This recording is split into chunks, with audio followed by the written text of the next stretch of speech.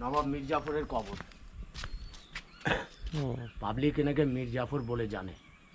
Inner আসল নাম লেখা আছে নেম প্লেটে, সুজাউল মুল্ক হাসামাত দৌলা, নবাব মীর মোহাম্মদ জাফর খান বাহাদুর মোহাম্মদ জং নবাব নাজিম অফ বেঙ্গল। নাজিম শব্দ দিয়ে আছে। যেনারা গদিতে বসে নবাবি করেছিলেন ওনারাই উপাধি পেয়েছিলেন নাজিম।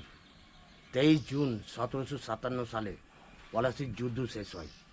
1765 সালে নবাব মীর জাফর মারা গেছিলেন। ইনি নবাবি করেছিলেন 5 বছর। 1757 সালে বসলেন। 1760 সালে ইনি নেমে গেলেন। 1760 সালে ইনার জামাই বসলেন মীর কাসিম। 3 বছর নবাবি করলেন মীর কাসিম। 1763 সালে মীর কাসিম ইনার জামাই নেমে গেলেন। 1763 সালে ইনি দ্বিতীয়বার আবার বসলেন। লাস্টে 2 বছর করলেন, প্রথম 3 বছর, লাস্টে 2 বছর। 5 বছর নবাবি করেছিলেন।